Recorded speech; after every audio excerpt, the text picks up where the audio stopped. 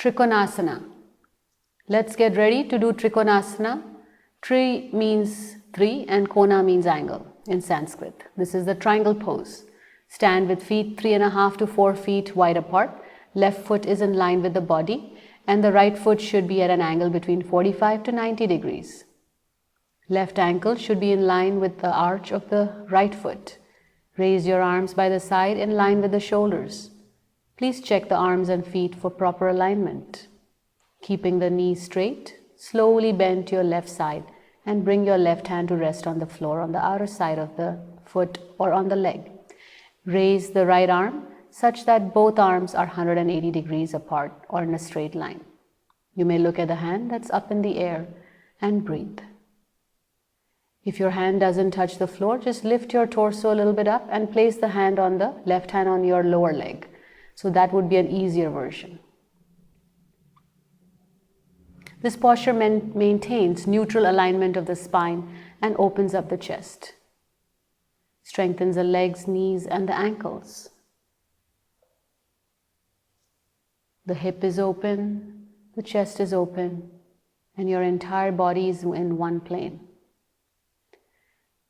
Now slowly bend your left knee to release as you're inhaling. Bring the right foot in line with the body now. Left foot at an angle between 45 to 90 degrees. Slowly bend to the right side. Verify that the arms are in one straight line.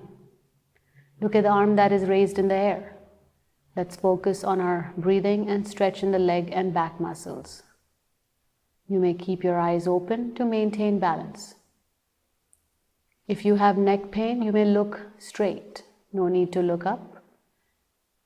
Breathe in, breathe out. Continue to observe the stretch in your leg muscles, your back muscles. The entire body is in one plane. Chest is open, the hip is open. Breathe in, breathe out.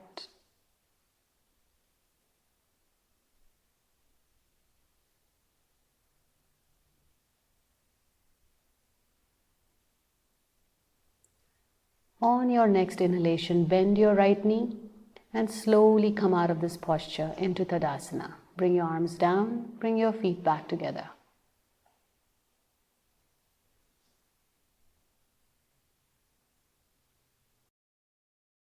Setu.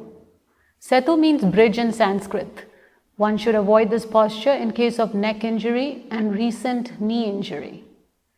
Begin by lying flat on the mat. Bend the knees, placing your feet flat on the floor and position them a few inches apart. The feet should be directly underneath the knees and your knees should not be jutting out. The lower legs should be perpendicular to the floor. So pressing your feet and arms into the mat, raise your hips as you inhale. Interlace your fingers and stretch out your arms. Maneuver your shoulders and come up even higher if you can. Let's stay in this position for 10 to 20 ujjayis or ocean breaths. Now let me talk about a little bit of the flaw that can happen with the knees. So if your feet are very close to the hips, so if you can, Alexa, walk your feet towards your hips and then lift your hips off the ground, you notice how the knees are jutting out. We don't want that happening. So you want to come back down. Make sure your feet are directly underneath the knees. The feet are slightly apart. Okay, and the inner thighs are parallel, inner feet are parallel. Lift the hips off the ground, interlace the fingers, stretch your arms out and maintain this position. Enjoy the stretch in the back muscles and leg muscles. This posture increases the blood circulation in your upper body, energizes the thyroid and opens up the chest, giving you lungs, more room to expand and thereby facilitate breathing. This is a wonderful pose to observe your diaphragmatic breathing. Observe as you inhale, your belly rises. As you exhale, the belly comes back down. This posture gives instant relief for people that are experiencing lower back pain or sciatica pain. To release, come out of the posture.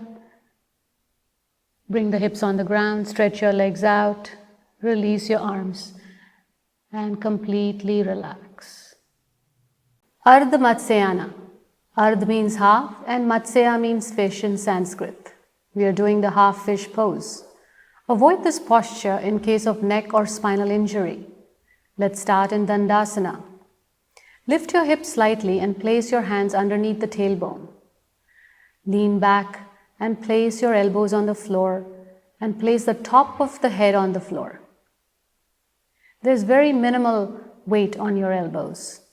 Maintain this posture for 10 to 20 breaths. In this position, we are stretching our back, shoulders, and neck. We're flexing our spine.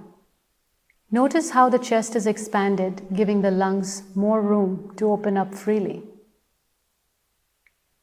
Be aware of your breathing and the stretch in the neck muscles. We're energizing our thyroid, the parathyroid, pineal and pituitary glands. Breathe in, breathe out.